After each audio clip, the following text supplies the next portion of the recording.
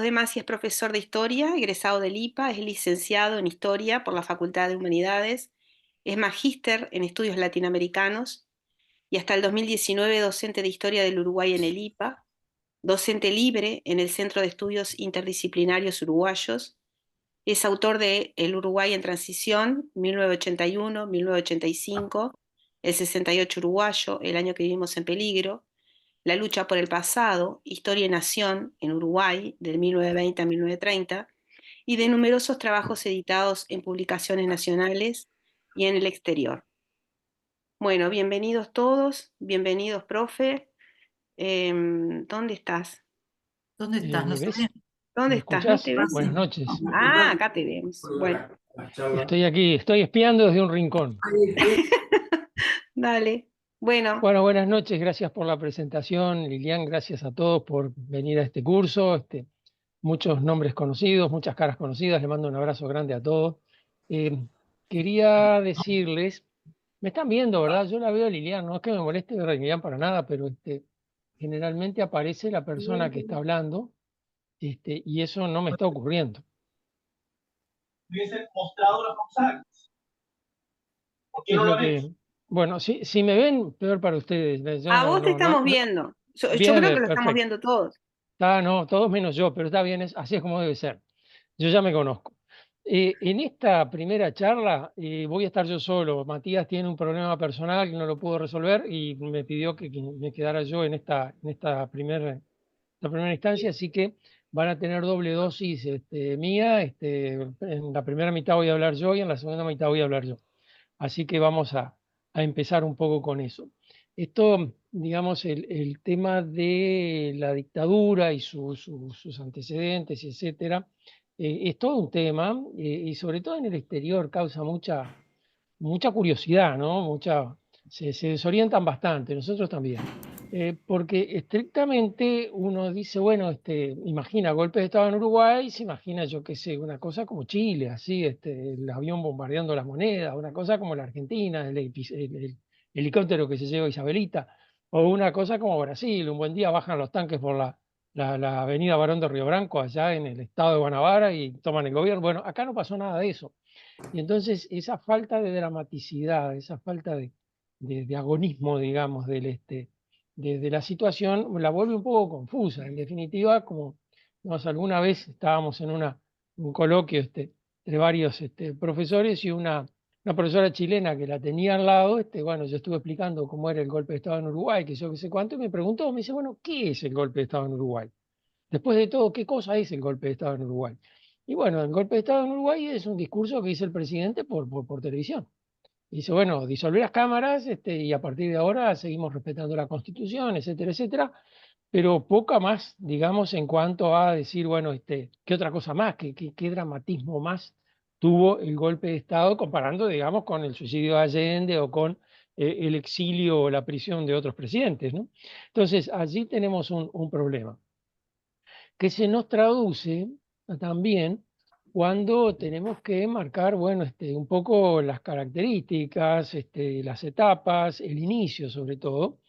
Fíjense que, por ejemplo, ese conocido indirectamente, trabajo de Luis Eduardo González, que se llama Transición y Recuperación Democrática, de donde Caetano y Rila sacaron la periodización en tres tramos, que es la que normalmente utilizamos. Digamos, en ese artículo se da por supuesto que el 27 de junio comienza la dictadura. Pero en el libro de Caetano y Rila, que utilizan esa periodización, el libro arranca desde el 68.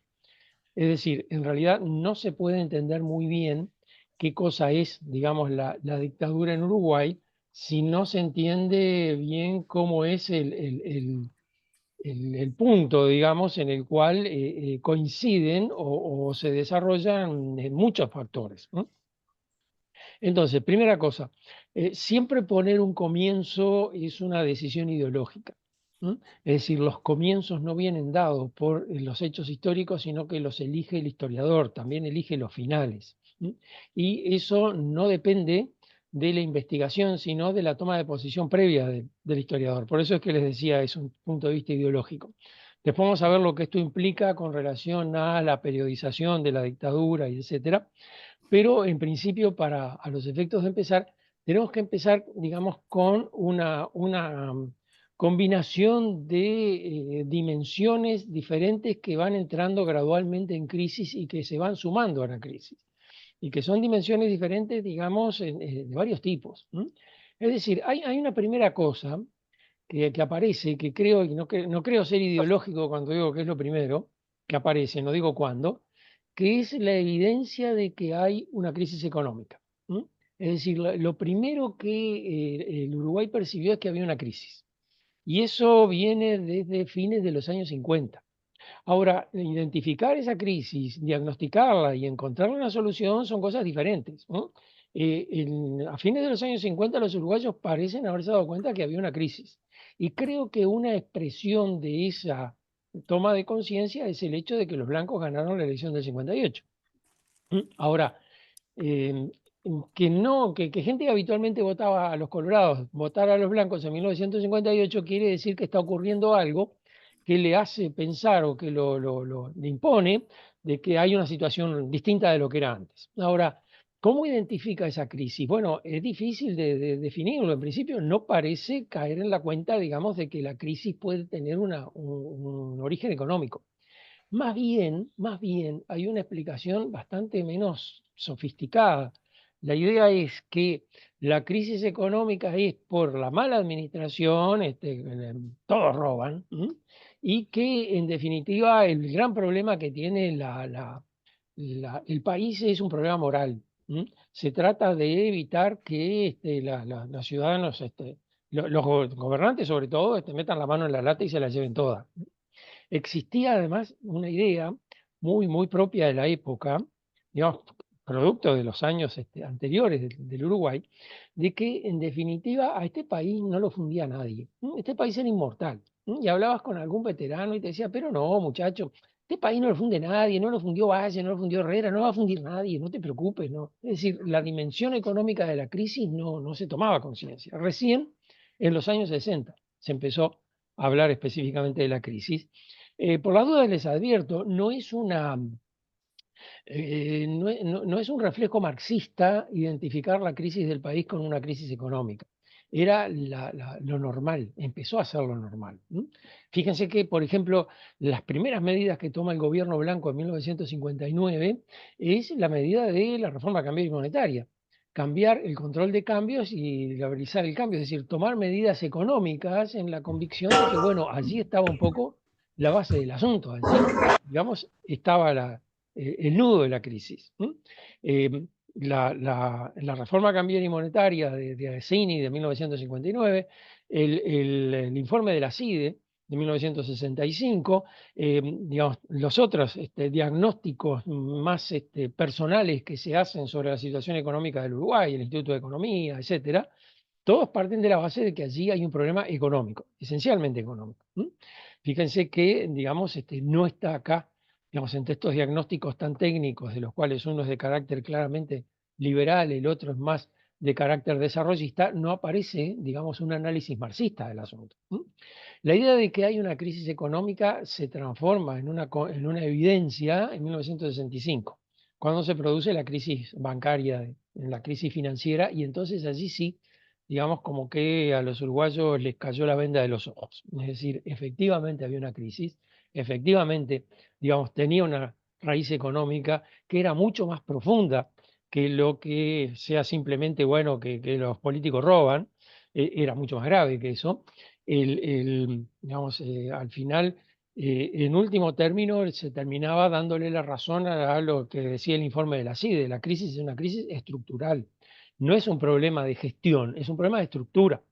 Y las estructuras no cambian espontáneamente, hay que introducirles cambios. Entonces, allí era necesario tomar medidas que el gobierno tuvo que empezar a tomar. Y bueno, digamos, lo peor que le puede pasar a un gobierno es tener una crisis económica tan profunda un año antes de las elecciones. Porque, digamos, el impacto, bueno, lo experimentó Jorge Valle también, el impacto de esa crisis todavía dura al momento que la gente tiene que votar.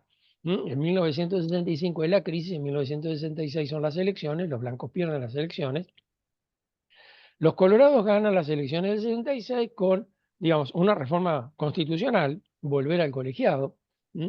No voy a andar evocando ahora lo que implicó para un sector de raigambre vallista, como era la 15, dirigida en ese momento ya por Jorge Valle, abandonar el colegiado y hacer propaganda del presidencialismo, que era realmente una situación muy extraña en la época, pero se hizo. Y por otro lado, Gestido, que fue el que ganó las elecciones, tenía el discurso vallista tradicional, el discurso neovallista de Luis Valleverres, es decir, el discurso de un intervencionismo moderado del Estado, el control de cambio, proteccionismo, bueno, controlar los niveles de ingreso, poder aumentar los salarios, es decir, la idea de que se podía volver al pasado simplemente moviendo la palanca, manejando el DeLorean hacia atrás, como en la película. Pero, por supuesto, Gestido se encontró con problemas que no pudo resolver. Y entonces, en la medida en que la crisis económica se iba profundizando desde comienzos de los 60, etcétera, iba generando también respuestas, y en ese sentido sí, hay que señalarlo, la clase dirigente, la clase política se manifestó particularmente omisa, digamos, no hubo allí, digamos, una gestión proactiva, interesante de la dirigencia política. Más bien la dirigencia política pensaba que la crisis se iba a resolver sola, como se habían resuelto antes las otras crisis. Entonces, allí, digamos, en esa ausencia de propuestas, donde los técnicos proponen, pero los políticos no toman decisiones, es muy interesante en el informe de la CIDE, en el prólogo del informe de la CIDE, Enrique Iglesias hace todo un desarrollo, bueno, más o menos explica cómo se hizo, qué es lo que se propone, etcétera, etcétera, y el prólogo termina diciendo, bueno, hasta aquí llegamos los técnicos, desde aquí en más los que tienen que tomar las decisiones son los políticos. Bueno, los políticos no tomaron esas decisiones. En definitiva, digamos, lo que se imaginaba que iba a ser una aplicación maciza del plan de una sola vez, que era un poco la gran apuesta de la CIDE, se fue aplicando parcial y gradualmente y en algunas partes no se aplicó nunca. Entonces, allí, digamos, también ese esfuerzo y todo ese proyecto quedó por el camino. Pero en cambio empezaron a aparecer otras respuestas, es decir, en primer lugar, el movimiento sindical tiene una actitud muy interesante de unificación. Fíjense que la historia del movimiento sindical es la historia del conflicto permanente, donde había siempre varios sindicatos y los sindicatos estaban en conflicto entre sí. Bueno, hacer una central sindical, aceptar que en cada empresa hubiera solo un sindicato, aunque eso significara que tus adversarios sindicales se quedaran con el control del sindicato, eso había que aceptarlo, estaba en la lógica de la unificación. Y en último término, digamos, sentar alrededor de una mesa gente que tiene un pasado de conflictos, de choques, de debates permanentes. Nos contaba en la Asociación de Profesores el inolvidable profe que había sido uno de los padres fundadores de la dirigente de ADIOM y que había sido uno de los padres fundadores de la CNT, Eduardo Platero, nos contaba que, bueno, que en esas primeras reuniones de la CNT a veces se picaba el debate y se agarraban a las piñas. Y entonces había que parar y había que empezar, calmar a la gente, que sé yo, que sé cuánto, y después de un rato volver a la mesa y reanudar la sesión. Entonces los que se habían agarrado a las piñas se pedían disculpas mutuamente, le pedían disculpas a los compañeros que habían tenido un momento de debilidad, pero que, en fin, entendían que habían estado mal. Es decir, tratar de bajar la situación a algo que pueda parecer un debate, cuando en realidad lo tradicional era el conflicto. Pero la CNT sobrevivió a eso. Y eso es interesante. No solo que sobrevivió a eso, se mantuvo abierta y además incorporó a nuevos agentes, a otros movimientos, y convocó para 1965 un Congreso del Pueblo que tuvo participación de técnicos que habían colaborado con la CIDE, de donde salió lo que se llamó el Plan de Soluciones a la Crisis, que era un proyecto político en realidad. Si uno mira, uno dice, bueno, acá se estaba formando algo así como un partido laborista uruguayo. Los partidos laboristas en Europa son aquellos que se forman a partir de los sindicatos. Laborista en Inglaterra, socialdemócrata en Alemania, Partido Socialista en Francia, son partidos que derivan del movimiento sindical. Bueno, acá se estaba produciendo algo parecido. No llegó a producirse porque acá los partidos políticos son digamos, están muy arraigados, y además porque el Partido Comunista fue rápido de reflejos e inmediatamente presentó el plan de soluciones a la crisis de la CNT como su programa de gobierno en la elección de 1966. ¿Sí? Entonces, de esa manera un poco como que neutralizó el efecto dispersivo que podía llegar a tener este proyecto. Pero en concreto, digamos, fíjense que el plan de soluciones a la crisis de la CNT que surge del Congreso del Pueblo, que tiene representación de muchos sectores sociales, sectores patronales, incluso pequeños propietarios, pequeños empresarios, propietarios, pequeños propietarios familiares, explotadores familiares rurales. Es decir, no puede ser un programa demasiado radical. No puede ser un programa que pueda tener un perfil demasiado radical. Se apoyaba mucho en lo que decía la CIDE, le da un sesgo un poco más social de lo que la CIDE podía darle. Ya les digo, buena parte de los técnicos de la CIDE estaban allí, pero en concreto, digamos, era un programa relativamente moderado. Va a ser el programa del el Fidel en 1966 y va a ser también la base del programa del Frente Amplio en 1971. ¿No? Es decir, ese programa que tiene como característica la moderación. Ahora, digamos, cuando se produce el advenimiento del gobierno Gestido, Gestido tiene muchas dificultades para gobernar. Primero quiere gobernar con todo el Partido Colorado. El Partido Colorado son dos partidos, un sector liberal que lidera Jorge Valle y un sector intervencionista más tradicional. Alguno con perfil tecnocrático, Michelini, Faropa, etcétera, que habían participado, estaban vinculados más de cerca con la CIDE. Pero en concreto, digamos, después de varios intentos, Gestido se vuelca por una política liberal de perfil fondo monetarista. Y esto es grave, pasó en otros países y generó conflictos siempre, y acá también lo va a generar. Si en una campaña electoral un político hace una campaña prometiendo determinadas cosas y después cuando llega a la presidencia hace todo lo contrario, eso va a generar problemas. Eso no es impune, eso genera problemas, la gente protesta, se siente engañada, sale a la calle a patear, no le gusta además sentirse que es el que está pagando la fiesta. Entonces, Gestido al final termina aplicando la misma política que estaban aplicando los blancos, con menos amortiguaciones todavía. Las situaciones más graves. El Fondo Monetario Internacional ha tenido muchas contemplaciones con el Uruguay, pero se le está acabando la paciencia.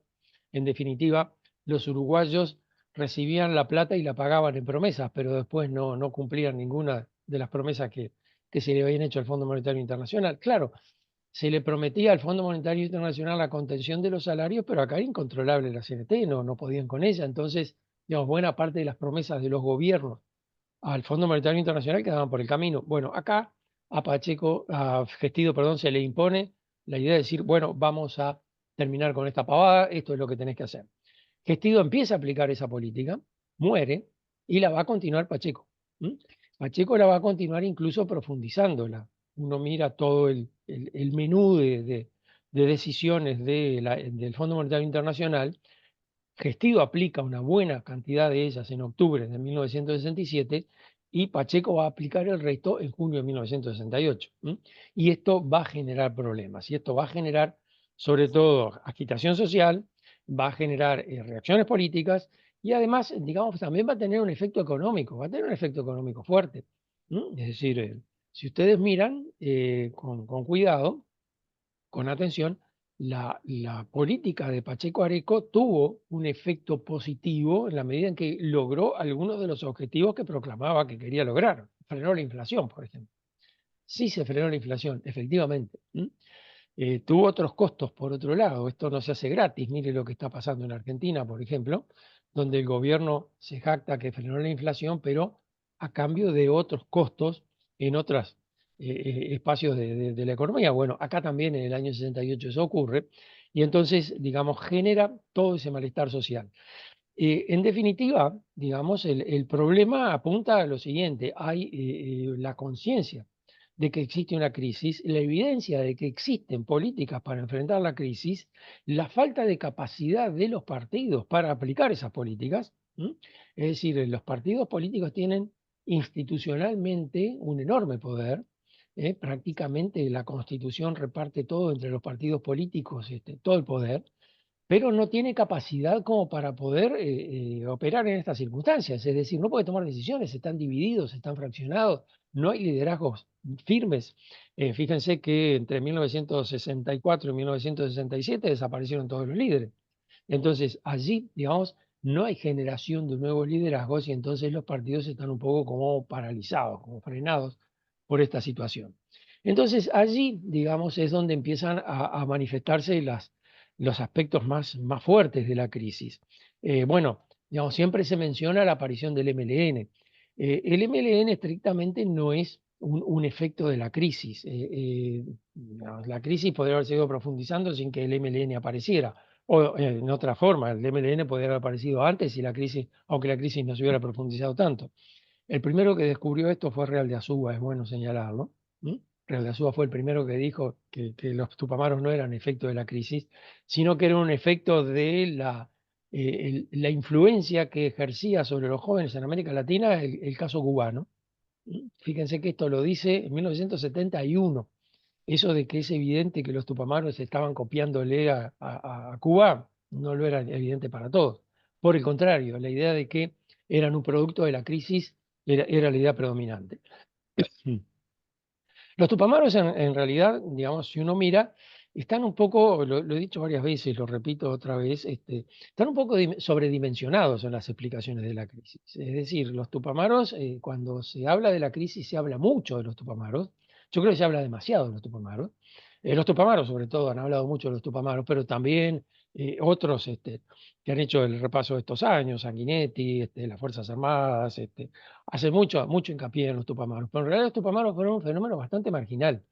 Tuvo mucho impacto en la época, le dio pie a Pacheco Areco para tomar algunas de las medidas represivas que pensaba tomar, evidentemente, pero esto en cierta medida se lo facilitó. Pero, digamos, no son un elemento así tan disruptivo. Es interesante señalarlo, digamos que para el Departamento de Estado, para la Embajada Americana, el problema no eran los tupamaros eran un problema policial. Había que modernizar la policía, había que darle nuevas herramientas, la policía, digamos, estaba todavía funcionando como si estuviera en la década del 30, bueno, habrán visto, se elimina los caballos de la republicana, la metropolitana empieza a ocupar su lugar. La metropolitana tiene un equipamiento antidisturbios muy moderno, ya en el año 60 y pico, finales de los 60. Es decir, de eso se trataba, frenar el movimiento social, frenar la CNT y frenar sobre todo el Partido Comunista, que es la gran obsesión del Departamento de Estado. Ahora, la idea de que los tupamaros pueden, digamos, llegar a tomar el poder en el Uruguay, etcétera, no es una idea no es un temor del Departamento de Estado. No es eso lo que están temiendo. No les interesa tanto. Recién en el año 72, digamos, van a empezar a tomar idea de que, bueno, los tupamaros están siendo un problema. Pero antes no. Entonces, allí, digamos, entre que los tupamaros utilizan con mucha habilidad el factor sorpresa, utilizan con mucha habilidad lo que hoy podemos llamar técnicas de comunicación. Comunican muy bien, hacen gestos, digamos que, claro, como dice Gonzalo Varela, en el capítulo, en el texto que le pasamos con Matías, en definitiva, si uno va acumulando éxitos, empieza a tener popularidad. Y los tupamaros empiezan a ganar popularidad por esa vía, hasta que, digamos, en determinado momento cambian su estrategia y allí, digamos, se les empiezan a complicar las cosas. Todo aquel contexto relativamente favorable que tenían, aquella onda, la guerrilla Robin Hood, etcétera, empieza a quedar por el camino. Cuando los tupamaros empiezan a tomar vuelo, allí es donde empieza a aparecer también las Fuerzas Armadas. Ahora, lo de las Fuerzas Armadas es de larga data, es de muy larga data. Es cierto que las Fuerzas Armadas reciben en Panamá instrucciones de contrainsurgencia, guerra psicológica, todo ese tipo de cosas que después van a aplicar acá. Pero también es cierto que el anticomunismo de las Fuerzas Armadas viene desde mucho antes. Es decir, uno mira en la década del 30 y ya están, digamos, en las Fuerzas Armadas respaldando sectores que respaldan el golpe de terra. General Zico, por ejemplo, que está están allí respaldando el golpe y que tienen una tendencia filofascista muy fuerte. muy anticomunista. Bueno, recuerden que el coronel Christie, el padre del general Christie, fue destituido, sacado del ejército porque se lo acusó de querer dar un golpe de Estado de extrema derecha. Hubo, digamos, allí conflictos en el ejército, y cuando en una oportunidad, ya por finales de los 80, se le hizo una entrevista larga a Seregni y se le preguntó, bueno, el origen del golpe de Estado, Seregni se remontó a los efectos que había tenido sobre el ejército la ley que recompuso los cuadros militares después del golpe de Estado de Terra. Es decir, los militares que habían sido postergados en sus ascensos con el golpe de Estado de Terra se les recompuso la carrera después en la época de Valdomir, y Seregni remontaba a ese momento el origen del golpe de Estado. Lo cual, digamos, uno puede decir, hay una confusión de Seregni, ¿sí? Hay una ilusión óptica, pero en concreto hay algo en ese antecedente que le hace pensar a Seregni que allí está el origen de algo. Es decir, el anticomunismo de las Fuerzas Armadas no lo inventaron los cursos en Panamá, pero sí los cursos en Panamá le dieron letra. Eso es muy claro. Además, los alineó en una estrategia de nivel continental. Los mismos cursos que le daban a las Fuerzas Armadas uruguayas se las daban a las Fuerzas Armadas de los otros países. Así que no hay ahí, digamos, una diferencia. Y claro, eso deja a las Fuerzas Armadas uruguayas hablando en el mismo lenguaje que las Fuerzas Armadas brasileñas, argentinas, chilenas o paraguayas. Es decir, ahí, digamos, lo que tradicionalmente había sido la función de las Fuerzas Armadas, de mirar con desconfianza hacia los vecinos, se empieza a transformar en una especie de acuerdo, digamos, para conversar con los vecinos sobre los mismos temas. Ya los brasileños, los argentinos dejaron de ser los enemigos para ser los potenciales aliados de las Fuerzas Armadas uruguayas, porque ya el enemigo no se identificaba como un atacante desde el exterior, sino un enemigo interno, digamos, que era el enemigo que todos tenían en común, que era el comunismo internacional. Fíjense que en el contexto de la Guerra Fría, digamos, en el diálogo, en el lenguaje de la Guerra Fría, la democracia es lo contrario del comunismo. No es, digamos, lo contrario de la dictadura, es lo contrario del comunismo. Entonces, un gobierno militar podía ser democrático. Pinochet era un defensor de la democracia, justamente porque era anticomunista. En aquel debate que está en Internet del año 80 entre Tarigo, Ponce Echeverri, el coronel Volentini y Enriquito Viana Reyes, allí en un momento Tarigo dice: yo, que soy anticomunista porque soy un demócrata y no me digo demócrata porque soy anticomunista, creo que tales y tales cosas. Es decir, allí en esa frase Tarigo define con precisión dónde está el punto de la diferencia entre el lenguaje de la Guerra Fría y el lenguaje político común, digamos, que hoy nos cuesta un poco entender, ¿no? Porque, digamos, gente que en 1970, 71 dice que está defendiendo la democracia, no deben tomarse en el mismo sentido que actualmente. Hay otro, digamos, fonema de la Guerra Fría que funciona todavía hoy, que es el tema del nacionalismo. Es decir, se interpreta que las Fuerzas Armadas o las fuerzas de derecha son nacionalistas. No, no son nacionalistas, son tan extranjerizantes como son cualquier otra. Es decir, oponer la izquierda, que es extranjerizante, a la derecha, que es nacionalista. No, si la derecha recibe órdenes del exterior igual que la izquierda, recibe las influencias. ¿Dónde aprendieron la doctrina de seguridad nacional? La aprendieron en Panamá, se las enseñaron de afuera. Y uno mira y uno dice, bueno, el plan Cóndor, que es, y en definitiva, es oficiales de un ejército obedeciendo las órdenes de comandantes de otro ejército, ¿no? Porque que se capture a un guerrillero que se escapa de la Argentina al Uruguay, que se lo capture acá y se lo entregue allá, cuando acá el tipo no hizo nada y no ha tenido ninguna acción que merezca represión por parte del gobierno, del ejército, quiere decir que están obedeciendo una orden que vino de otro lado.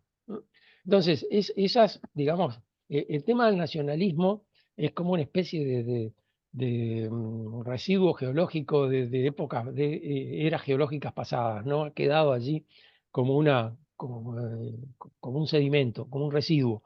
A diferencia de democracia, por ejemplo, que ya ha cambiado su sentido. Ahora, ¿cómo viene el asunto? El otro día, no hace mucho, para un mes atrás, Magdalena Broquetas presentó un libro muy interesante que se llama Ganar la Guerra, donde justamente hace un repaso de toda esta situación pero mirándola en clave de los archivos y sobre todo los archivos y de la acción de los grupos de derecha. Claro, hay, digamos, ya lo había hecho en su libro anterior, La trama autoritaria, que era su tesis de doctorado. Ahora lleva esto más hasta el año 72. Y claro, digamos, allí hay muchas acciones ilegales. Ya, por ejemplo, el terrorismo de Estado está activo y Magdalena Broqueta lo muestra claramente, todavía en plena democracia. Está actuando en mediados de la década del 60, empieza a tomar mucha fuerza a partir del año 68, como que cambian de estrategia. En los 70, 71 ya empiezan con los asesinatos y los secuestros y incluso la desaparición de personas. Es decir, hay todo un movimiento, pero claro, para dar un golpe de Estado se necesita tomar una decisión. Se necesita además que se acumulen más cosas. La amenaza comunista puede motivar un golpe de Estado en otro país, pero acá, en este país, no parecía tan inminente. Además, durante toda la década del 60 y comienzo de los 70, los que quieren dar un golpe de Estado tienen que superar el rechazo de la embajada americana. Es decir, para los norteamericanos un golpe de Estado en Uruguay no era una buena noticia. Como dice un embajador en un, este, en un informe, bueno, en fin, que han hablado con diversos dirigentes políticos, los nombra, que le han hablado de la posibilidad de un golpe de Estado, de qué actitud tomaría el gobierno norteamericano en el caso de que hubiera un golpe de Estado militar en Uruguay, y el embajador dice lo que le contestó a esos políticos, dice, bueno, el gobierno norteamericano no ve con buenos ojos la posibilidad de un golpe de Estado en Uruguay, y le cuenta el embajador el Departamento de Estado, tampoco hay generales confiables para dar un golpe de Estado aquí. Es decir, ni siquiera los generales uruguayos ni siquiera se los bancaba el Departamento de Estado. Pero allí entre 1971 y 1972 la situación cambia bastante rápidamente.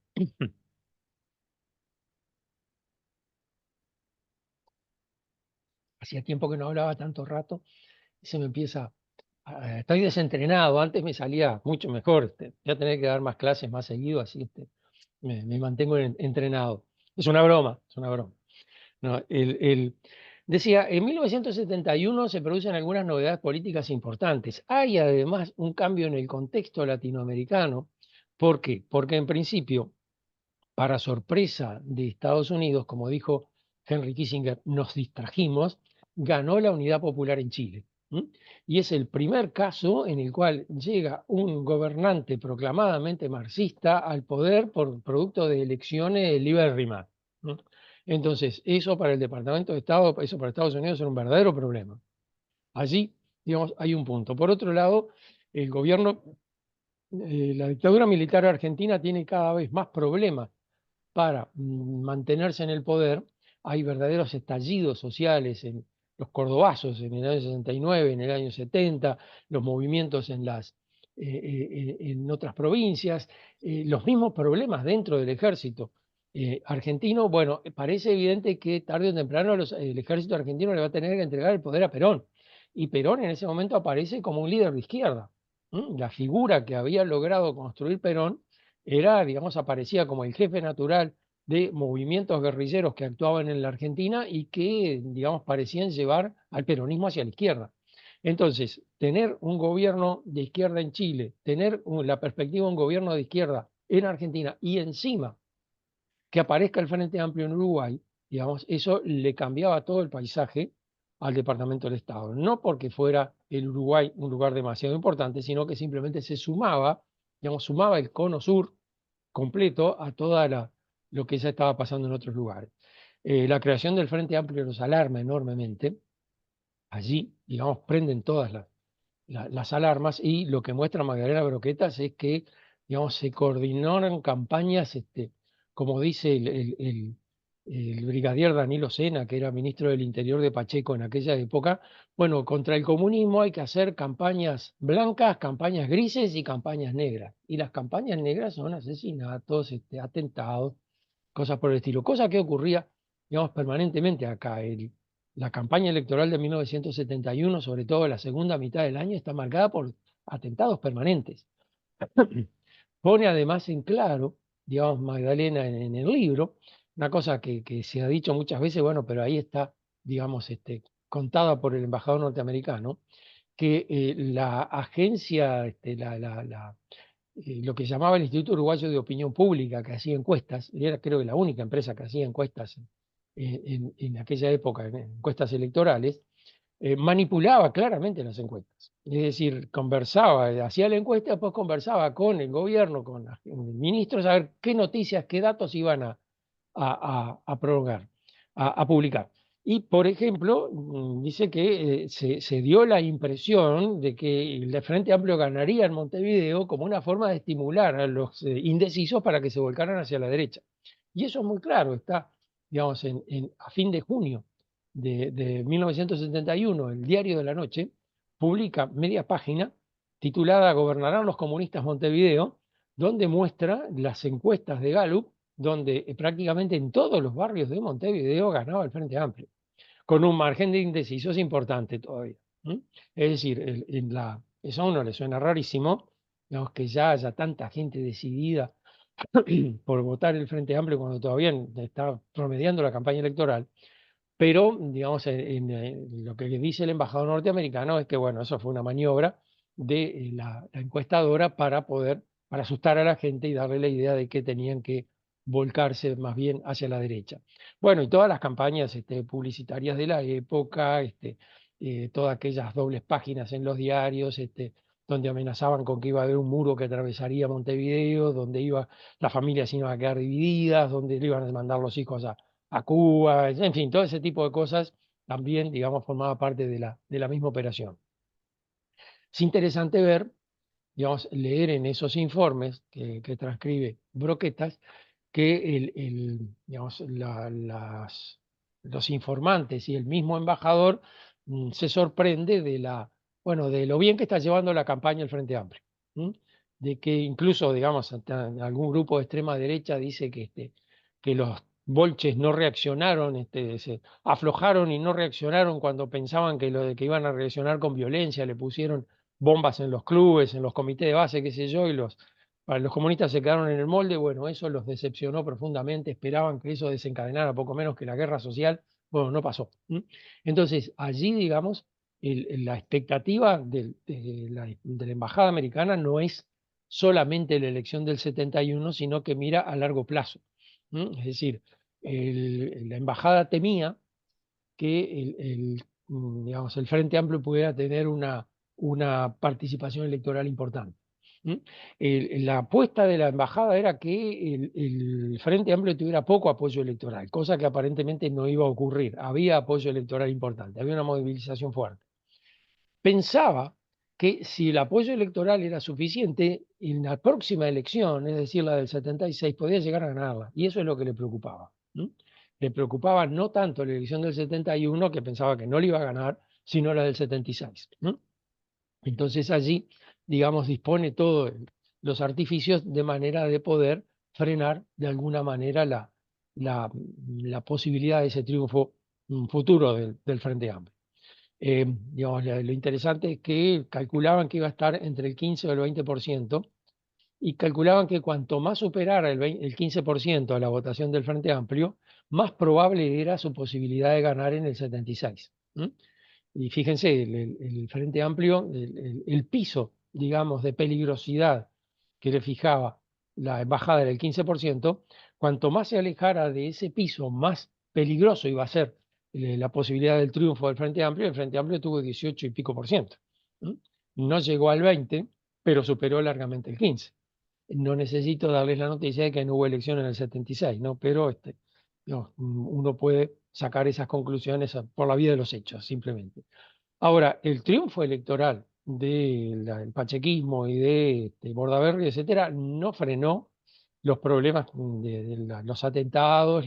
Bueno, tengan presente, los tupamaros habían proclamado una tregua bastante tardía. La tregua comienza en septiembre, después de haberle dado el apoyo al Frente Amplio, siguieron habiendo atentados de los tupamaros hasta septiembre. Y pasadas las elecciones, digamos, el 1 de enero de 1972, o en la madrugada, ocuparon el aeropuerto de Paysandú, etcétera, y así le declararon la guerra al gobierno. La proclama de Paysandú del 1 de enero de 1872 de 1972. Dije 1800 porque la proclama comienza diciendo: en este lugar donde hace más de 100 años se jugó la independencia del país, qué sé yo, recordando el sitio de Paysandú de 1865. Recuerden que Paysandú cayó el 1 de enero de 1865. Entonces, allí, digamos, como que el triunfo electoral no pacificó los espíritus, sino más bien al contrario. El MLN mantiene su actividad, copa comisarías, intenta un copamiento en Soca, copa alguna comisaría, digamos, en Ciudad de la Costa. Allí, digamos, hay enfrentamientos. Es secuestrado y asesinado Ibero Gutiérrez, que es digamos, un estudiante de la Facultad de Humanidades que había tenido alguna vinculación con el MLN en el periodo anterior. Y eso, fíjese que el asesinato de Ibero Gutiérrez es el 28 de febrero, el 1 de marzo, eso me acuerdo a ver. Entonces, allí, digamos, hay todo un tema que se va a desencadenar a partir del año 72. Y a partir del año 72, digamos, hay toda una situación que es difícil de evaluar a la distancia, pero que en aquella época, digamos, para los militares y para muchos civiles, significaba el comienzo de una guerra. Y bueno, así lo pone Bordaberry también en el decreto. Bordaberry es espectacularmente sincero en una entrevista que le hizo Alfonso Lessa allá por el año 2003, una serie de programas que se difundieron por TV Ciudad, que se llamaban A 30 años del golpe, pero en realidad repasaban toda la dictadura, no solo el golpe. Y allí Bordaberry le confiesa a Alfonso Lessa, le dice: bueno, sí, los tupamaros asesinaron a varias personas ese día y las Fuerzas Armadas se salieron de control, y allí en la tarde mataron el doble de los muertos. Por cada muerto de las Fuerzas Armadas de la mañana hubo 2 tupamaros muertos en la tarde, en fin, toda una cosa así. Y bueno, nos encontramos con esta situación. Queríamos que la justicia militar se encargara de juzgar a los tupamaros, pero eso, según la Constitución, solo se puede hacer en estado de guerra. Los civiles solo pueden ser juzgados por la justicia militar, según la Constitución, en caso de guerra, y por delitos militares solamente. Y si declararon la guerra, ¿qué es lo que iba a pasar? Y se iban a amparar en la Convención de Ginebra. Entonces resulta que iban a decir: ah, no, me llamo fulano de tal y estoy en tal lugar y no me toquen más porque digamos, me ampara la Convención de Ginebra. Entonces, para evitar eso, inventaron con Pacheco Seré, decía Bordaberry, el asunto de la guerra interna. Que es un mamarracho, decía Bordaberry con esas palabras. Sí, es un mamarracho, lo inventamos con Pacheco Seré. Pero fue la manera que encontramos para declarar la guerra como quería la Constitución, sin que se pudieran amparar en la Convención de Ginebra, como hubiera sido en cualquier guerra normal. Entonces, allí es que se produce toda esta situación, que bueno, cuando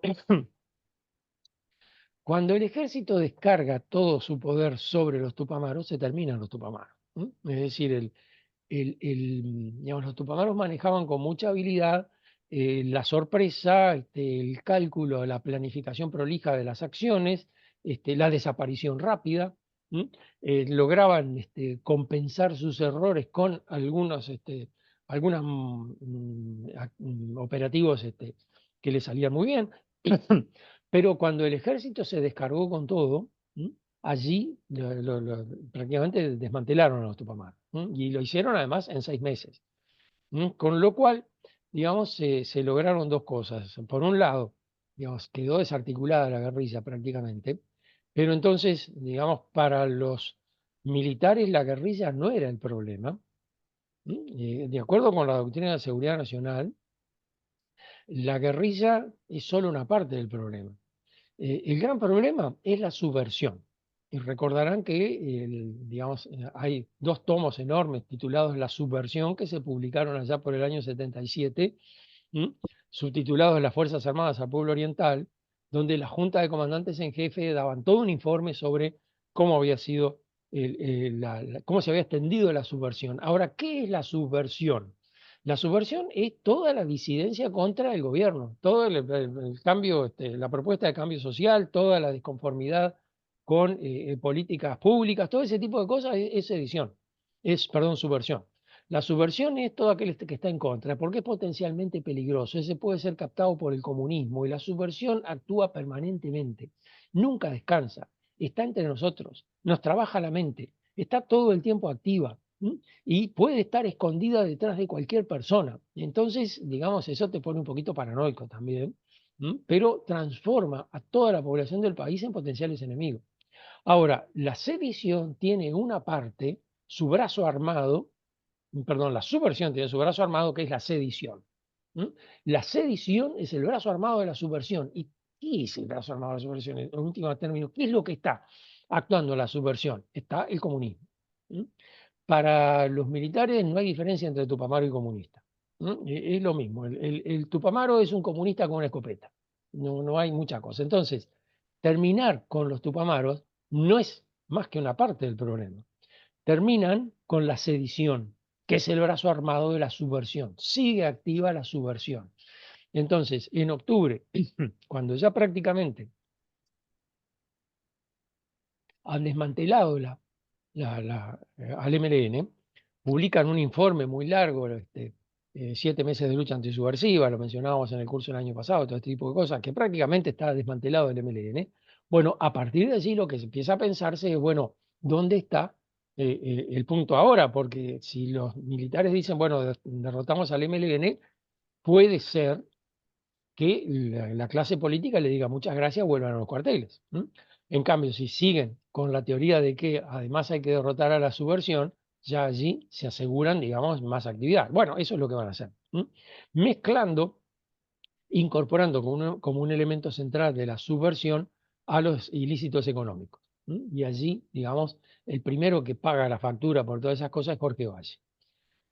Creo que lo decíamos el año pasado en el curso, lo repito ahora, si alguien decía ilícitos económicos en 1972, inmediatamente pensaba en Jorge Valle, por el efecto residual que había tenido toda aquella investigación sobre la infidencia, de la cual Valle se había visto envuelto, nunca había logrado liberarse del todo, nunca se había aclarado tampoco, él tampoco contribuyó a aclararlo, pero de cualquier manera dejaba, digamos, a su figura muy expuesta. Bueno, fue detenido por las fuerzas conjuntas, por el general Cristi concretamente, a fines de octubre del 72, y ya eso como que pone la situación en otro plano.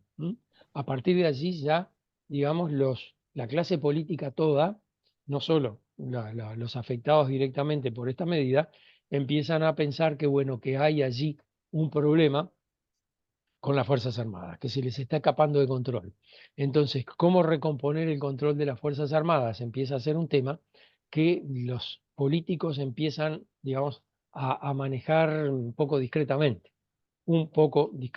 Se publica, digamos, en la prensa, llega a la prensa algo así como un plan, digamos, que se publica en el diario Ahora, que era un diario del PDC, y esa misma tarde en la reunión creo que del Senado, sale un legislador de la 15 a decir que eso es una infamia, que los están acusando de cosas espantosas. En el diario no dice nada de eso, no sé si será una versión que se corría por las versiones radiales o si simplemente estaban atajando el golpe antes que se lo tiraran.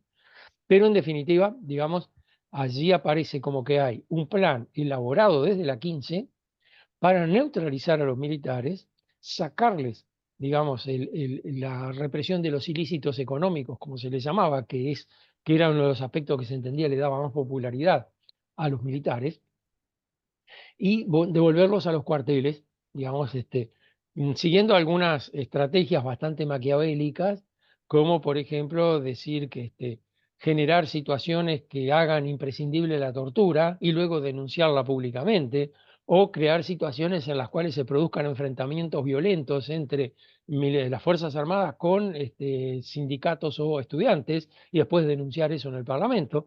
Es decir, toda una estrategia bastante maquiavélica que uno puede pensar, bueno, esto es un invento del periodista, le vendieron carne podrida, si no hubiera sido por la reacción que aparece en el Parlamento, digamos, tan fuerte de parte de de gente de la 15, concretamente. Ahora, allí hay, digamos, un punto importante a tener en cuenta y es lo que va a ocurrir en febrero. parece claro que a Bordaberry se le está escapando la situación de control y a toda la clase política se le está escapando de control. Y allí, digamos, va a ocurrir el episodio de febrero, que es un episodio muy, muy difícil de entender, sobre todo 50 años después. Era difícil de entender en el momento, o sea que las jóvenes generaciones no han mejorado su comprensión de los hechos que las que teníamos los que estábamos escuchando la radio y mirando por la ventana cómo pasaban los tanques. No se entendía nada de lo que estaba pasando. Fíjense además que tal vez el más desorientado por esta situación fue Ferreira Aldunate. Ferreira Aldunate había denunciado situaciones de enfrentamiento en el Río de la Plata entre buques de guerra uruguayos y navíos y aviones de guerra argentinos que estaban ocupando el mar territorial uruguayo, según decía Ferreira Aldunate. Y eso, digamos, a mí me da la impresión de que era una estrategia de Ferreira para volver a ocupar, digamos, para volver a construir agenda y volverse a instalar como, como un referente dentro de la clase política, imponiendo, digamos, un tema en el cual nadie podía estar en desacuerdo, ni menos las Fuerzas Armadas, que era la defensa del territorio nacional, la defensa de la nación contra la agresión argentina.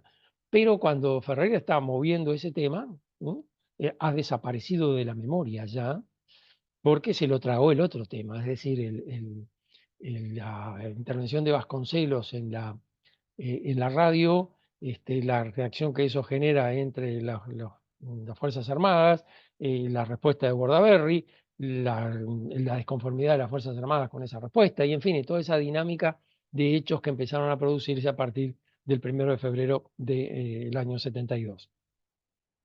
Tengan presente algunas cosas.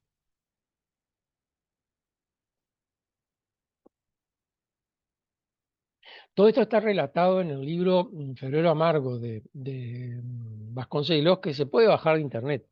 Es decir, todos los clásicos uruguayos están en internet y eso es una gran cosa, porque algunos están agotadísimos y en realidad porque no es tan fácil bajar el libro y leerlo que hasta cuesta trabajo pensar que uno lo tiene por ahí en una biblioteca. Pero, digamos, el libro Febrero Amargo de Vasconcelos es un libro complicado. Es la versión de Vasconcelos de los hechos. Y la versión de Vasconcelos de los hechos no es, digamos, una versión que coincida exactamente con los hechos. Fíjense, por ejemplo, que Vasconcelos inicia el libro contando esa declaración, esa especie de proclama que leyó en la radio en la noche del 1 de febrero, en un programa que se llamaba Tomándole el pulso a la República. Dice que lo grabó de tarde y lo pasaron de noche, pero que la va a transcribir, pero tiene algunos problemas la transcripción, porque dice Vasconcelos que la grabación no pudo copiarla y el original lo perdió, así que lo recompone de memoria. ¿Cómo? Entonces lo que dijiste tal vez no fue lo que estás diciendo que dijiste. Tal vez dijiste otras cosas que te olvidaste y no lo pusiste en este resumen que estás haciendo.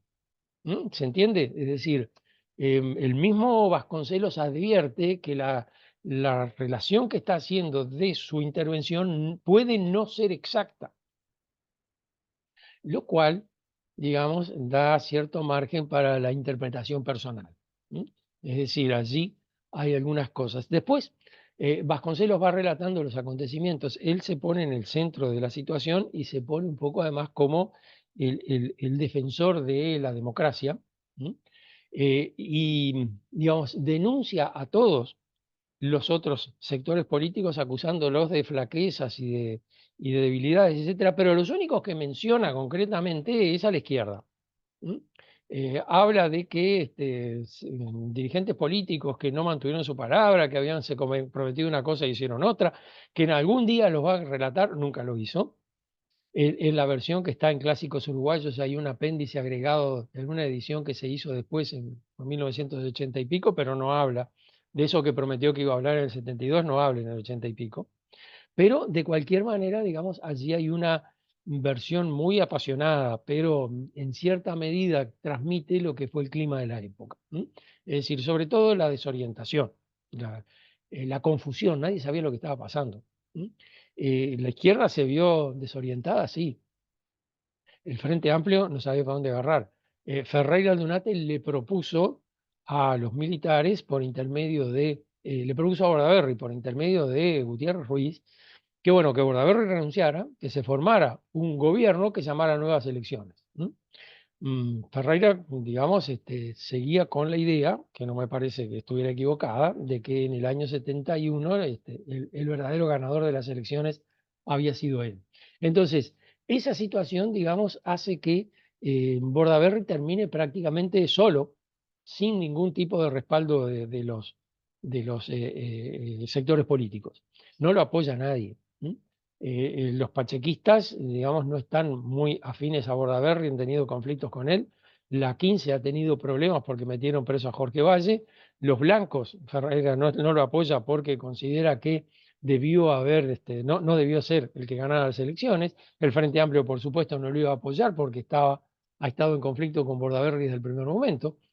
El Frente Amplio vio aquí una oportunidad, me parece, de cobrarse las cuentas del año 72. El Frente Amplio había sido la gran víctima de la represión del año 72. Los detenidos, los torturados, los asesinados, los comunistas de la 20, todo eso muestran que el objetivo de las Fuerzas Armadas, mucho más que los tupamaros, era el Partido Comunista. Entonces, allí, digamos, pensar, bueno, acá ahora les toca a ellos. Les va a tocar a estos acomodados con la situación, les va a tocar pasarla mal. Y la idea, digamos, de que había grupos peruanistas, que después ha pasado como una especie de alucinación de la época, es un hecho real. Es decir, lo mencionan todos, lo mencionan también en los informes del Departamento de Estado. También el embajador teme el peso que pueden tener dentro del ejército los grupos peruanistas antes de que se produzca el desenlace de la situación. El desenlace de la situación se produce el 12 de febrero con el acuerdo Goizolanza, y ese diría es el primer punto, el primer gesto que nos está diciendo acá se está produciendo un golpe de Estado. Pero vamos a parar un ratito, son y 31, paramos. El golpe de Estado puede esperar, también, fíjense que empezó en febrero, terminó en julio, así que vamos a parar un ratito y en 10 minutos seguimos.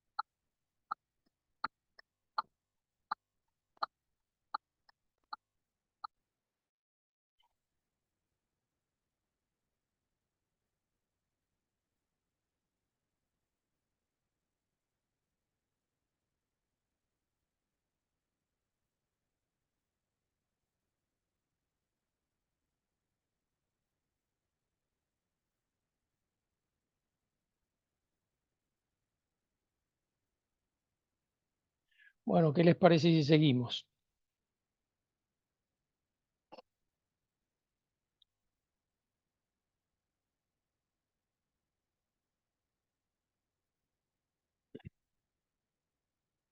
Em,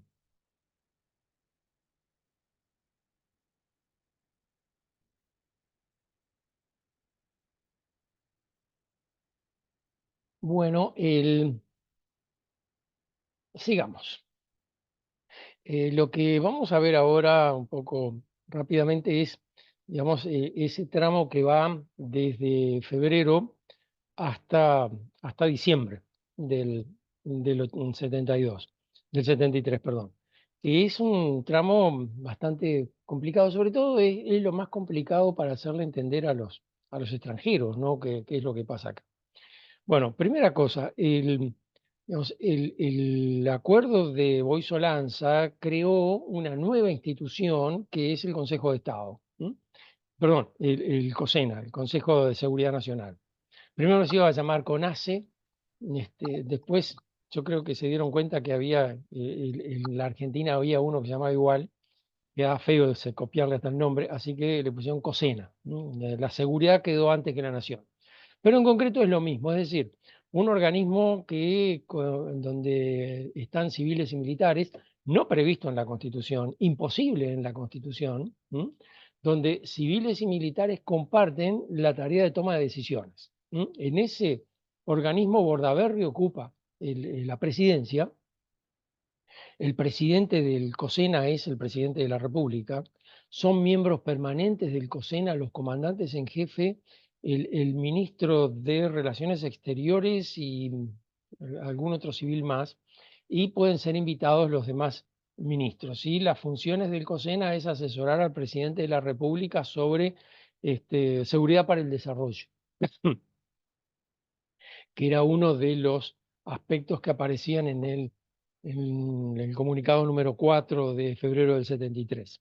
El tema de la seguridad para el desarrollo es particularmente delicado porque, digamos, la seguridad nacional estaba definida, se definió de una manera muy amplia. Todo aquello en la cual pudiera haberse involucrado la política, el patrimonio nacional, el potencial de los recursos, es decir, todo tenía que ver con la seguridad nacional de alguna forma. Bueno, ahora, esa institución es la primera que surge, digamos, al margen de la Constitución. La primera en este proceso, ¿verdad? Uno piensa, bueno, hasta el 12 de febrero de 1973, los legisladores, teóricamente, podían dar marcha atrás y revertir la situación de vigencia de la Constitución medio parcial que se estaba viviendo. Es decir, los legisladores podían eventualmente decir, bueno, ya no necesitamos más la ley de seguridad del Estado, la derogamos. Ya no necesitamos más las medidas de seguridad, no las implantamos. Ya no necesitamos más tales cosas y entonces ir revirtiendo los procesos de instalación del estado de excepción que se vienen instalando desde el año 68. Teóricamente podría. Si políticamente podía hacerlo o no es otra historia, más bien la respuesta sería que no, porque por algo no lo hicieron. Pero, digamos, el camino estaba abierto por ese lado. Ahora, desde el momento que se creó el COSENA, ya ahí surgió una nueva institucionalidad que no está prevista en la Constitución, y eso es efectivamente un golpe de Estado. ¿Mm? Ahora, es lo que le llaman técnicamente un golpe de Estado técnico. El golpe de Estado técnico se diferencia del golpe de Estado estándar en que el resto de la Constitución sigue funcionando. Sigue habiendo parlamento, sigue habiendo reuniones del Consejo de Ministros, siguen funcionando los organismos teóricamente de control, etcétera, etcétera, pero en los hechos la decisión pasa por otro lado. No hay acá capacidad como para poder decir, bueno, acá, digamos, hay una situación que tenemos que controlar o que vamos a desarmar. La única forma, digamos, de eliminar el COSENA sería destituir a Bordaberry, pero no hay mecanismos previstos en la Constitución para destituir a Bordaberry. Se le puede hacer un juicio político, pero mientras está siendo juzgado, sigue siendo presidente. Y por otro lado, se necesitan mayorías que en la desorientación brutal y en la paupérrima desempeño de los dirigentes políticos de aquella época era prácticamente imposible.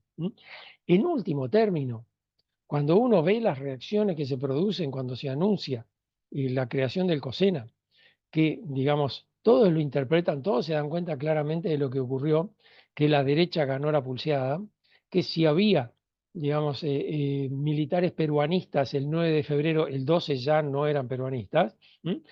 Cuando eso se vio claro, y cuando por un lado Sereñi, en el Congreso de Comités de Base, el sábado siguiente dijo, bueno, cuidado, que esto es, la derecha se ha recompuesto y ha logrado reocupar las posiciones que parecían perdidas. Y por otro lado, en el diario El País, en el diario Acción, en el diario El Día, en el diario La Mañana, todos decían, qué bueno, qué suerte, la democracia se ha salvado, los militares respetan la Constitución. ¿No? Era clarísimo que eso no estaba ocurriendo, pero igual lo celebraban. Entonces allí, digamos, quedó claro que digamos, los que estaban instalados en el lugar del poder eran las Fuerzas Armadas. Y eso significaba desalojar de ese lugar a la clase política. Cosa que empezaron a ver rápidamente, porque primero, digamos, empezaron a blanquear, a sincerar situaciones que estaban ocultas. Por ejemplo, que en 1972 se había vendido parte del oro que tenía el Banco República para pagar la deuda externa, cosa que no se había hecho público, se hizo público allí. Y digamos, todo el mundo entendió que era por presión de los militares.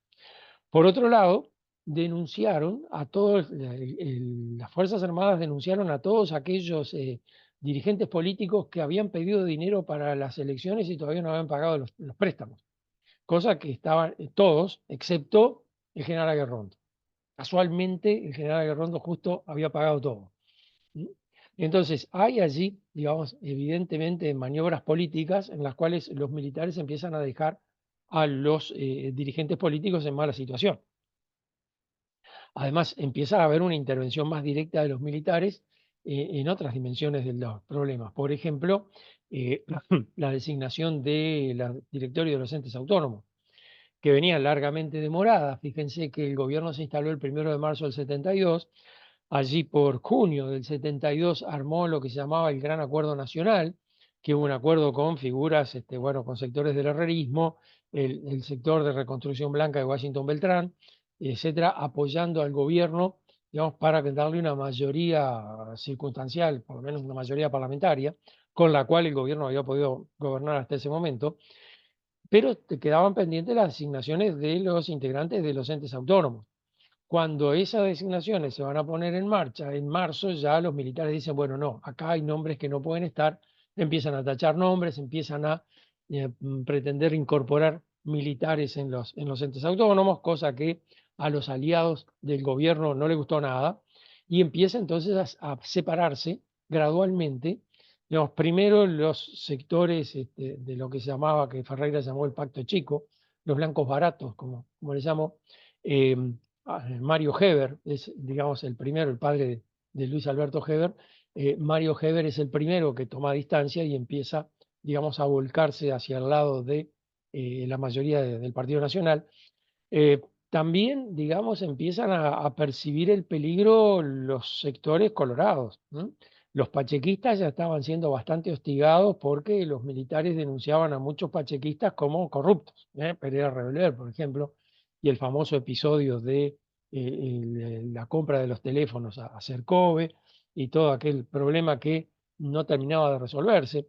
Los militares tienen una lista de civiles a los cuales no quieren ver en ningún lado y en esa lista hay muchos pachequistas.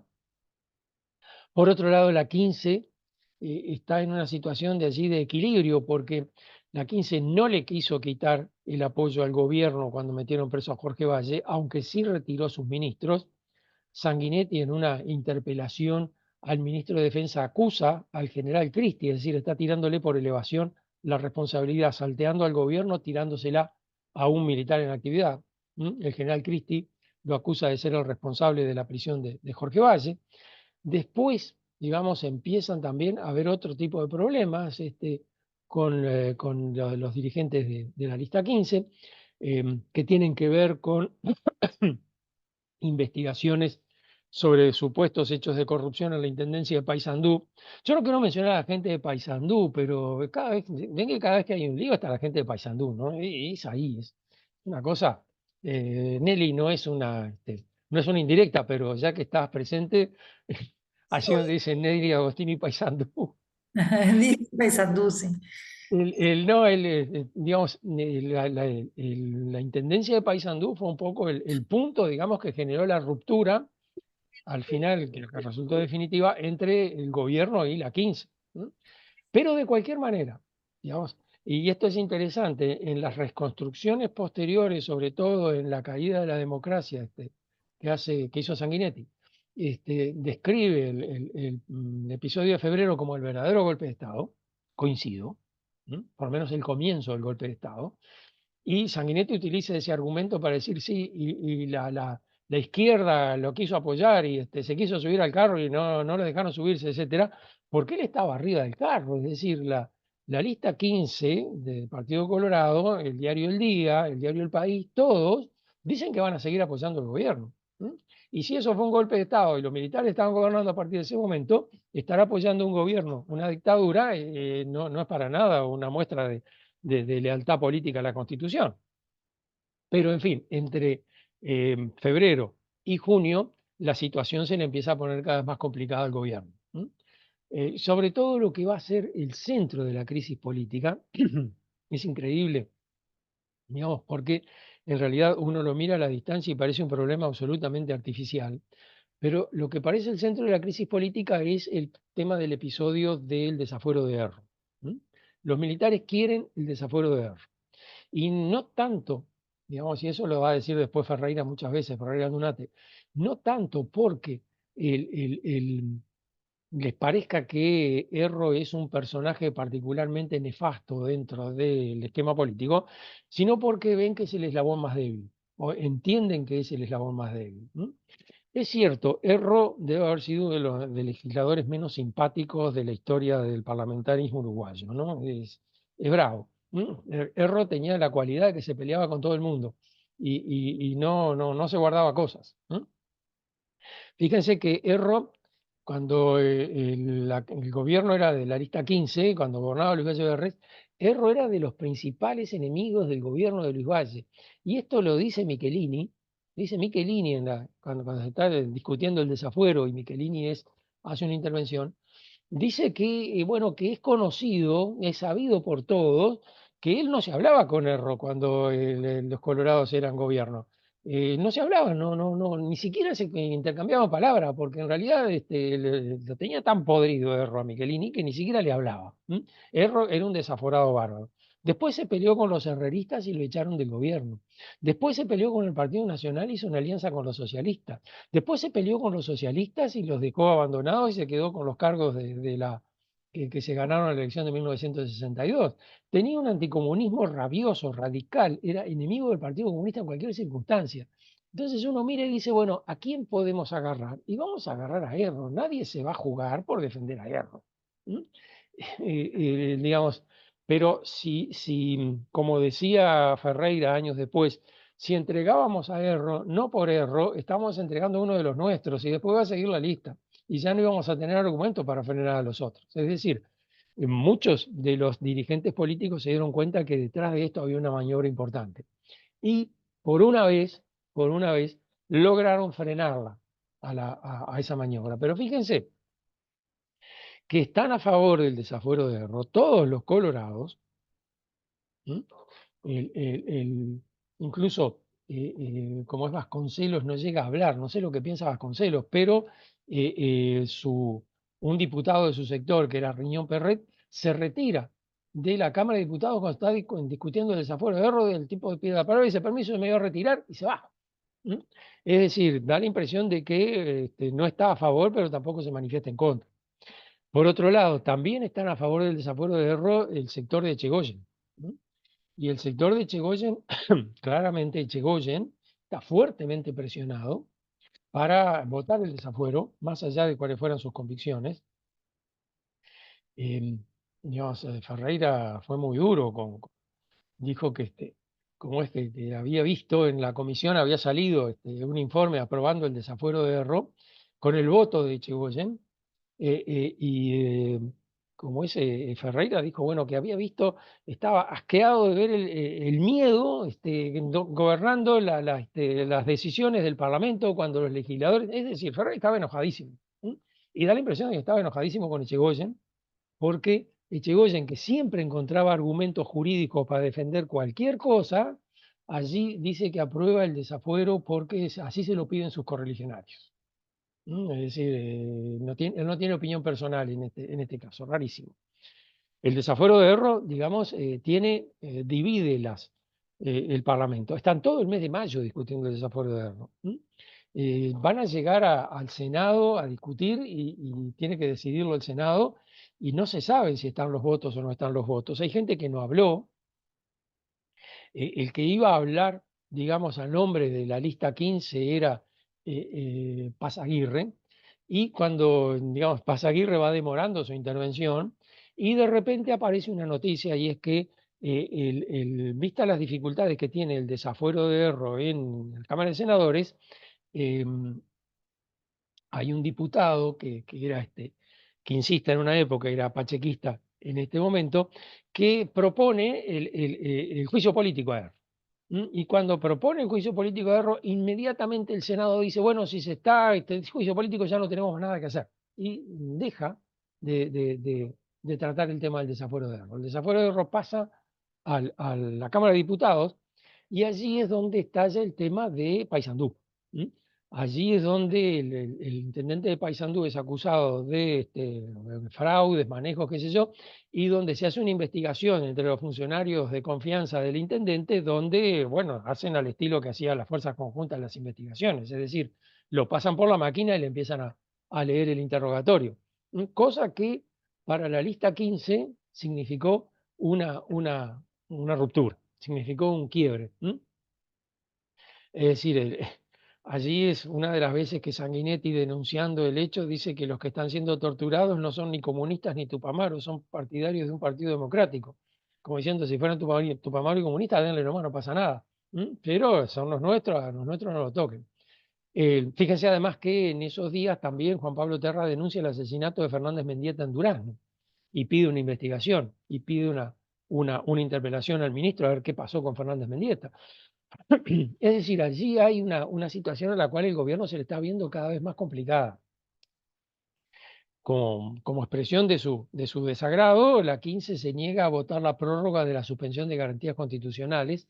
Se vienen votando todos los meses, cada 30 días, desde el principio de febrero, desde abril del 72. Allí se suspenden las garantías constitucionales y después se van prorrogando por 30 días cada vez. Bueno, ahora a principios de junio, la 15 se niega a votarlo y entonces Bordaberry, como no puede mantener la suspensión de garantías constitucionales, implanta medidas de seguridad. Y uno no sabe en qué momento se habían desimplantado, porque en realidad, digamos, suena más bien como un gesto de ratificación de la afirmación que de decisión específica, como que va a cambiar la situación. Y bueno, en la Cámara de Diputados, el desafuero de Erro se discute en los mismos términos prácticamente que en la Cámara de Senadores, y la línea se corta de la misma forma.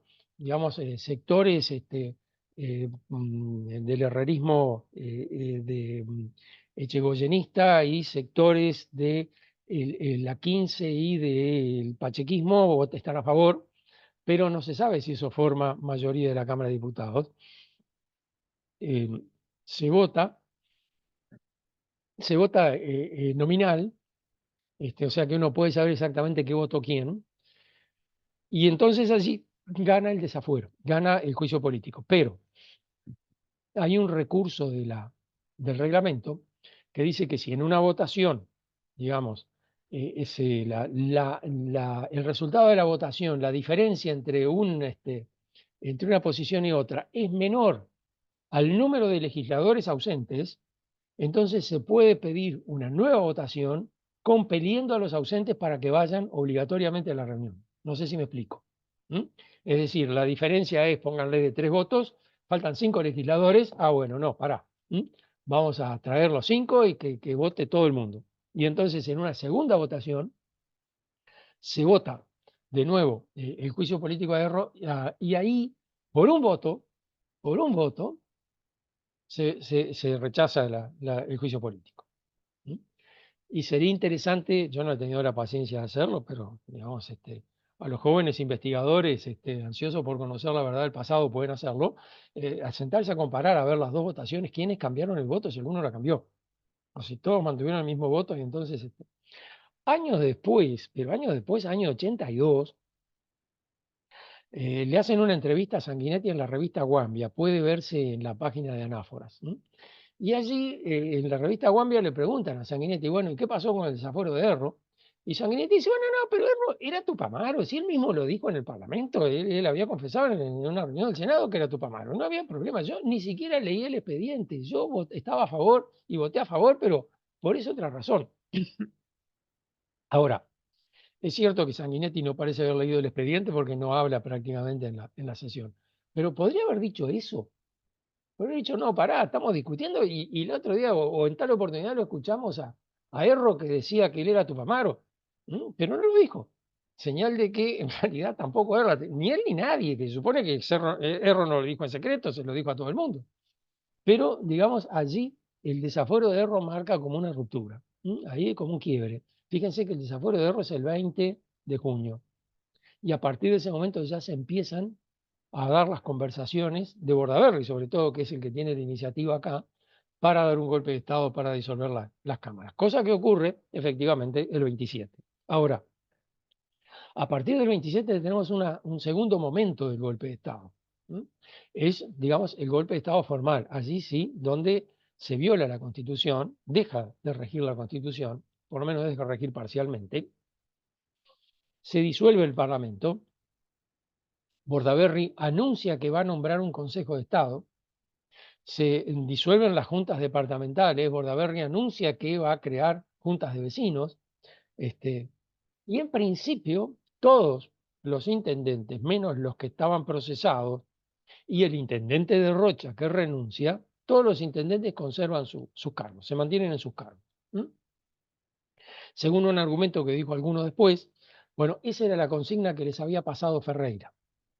Que conservaran los cargos, que no los entregaran a los cargos, etcétera, etcétera. Puede ser, porque digamos uno puede entender, bueno, acá hay parte de una estrategia, si Ferreira quiere hacer resistencia al golpe, desde las intendencias se podían hacer.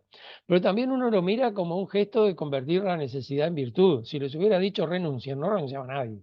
O de repente renunciaba, yo qué sé, alguno.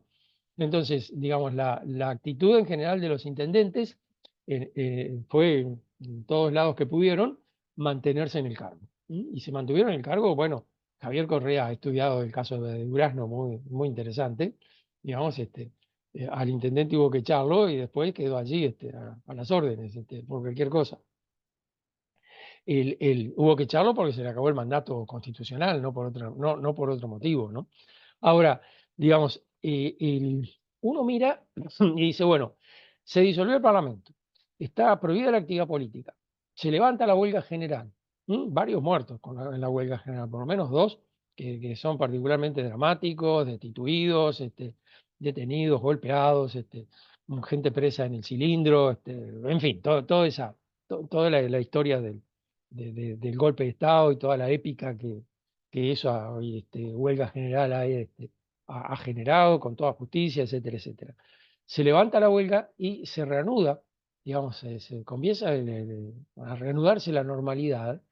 Y bueno, la normalidad implica que siguen saliendo los diarios de oposición, el diario El Popular sigue saliendo, el semanario Marcha sigue saliendo, el semanario de socialista, el Oriental, sigue saliendo. Es decir, la oposición sigue existiendo aunque no haya actividad política. Incluso hay dos episodios muy interesantes. Uno, que de parte del nuevo gobierno quieren crear un sindicalismo no comunista y se les ocurre la genial idea de conseguir el apoyo de los anarquistas, cosa que terminó, digamos, espantoso, pero que en definitiva muestra hasta qué punto el coronel Volentini, que era el ministro de Trabajo en ese momento, perdón, el ministro del Interior, y otros que estaban allí, tenían una idea muy, muy poco clara de cómo funcionaba el movimiento sindical. Entendían que si los comunistas tenían como enemigos a los anarquistas debían ser amigos de los militares. Yo qué sé, uno habla 3 minutos con un anarquista y se da cuenta que cura y milico son las dos cosas que ningún anarquista te va a bancar. Pero, digamos, esa idea no la tenían. Bueno, eso terminó muy mal. La idea de formar un nuevo sindicalismo libre no funcionó. Y por otro lado, de acuerdo con la ley de educación que se había aprobado allí a fin principio del 73, fin del 72, principio del 73, se establecía que la universidad tenía que hacer elecciones con voto secreto para elegir sus nuevas autoridades. Bueno, y esas elecciones se había fijado para mayo.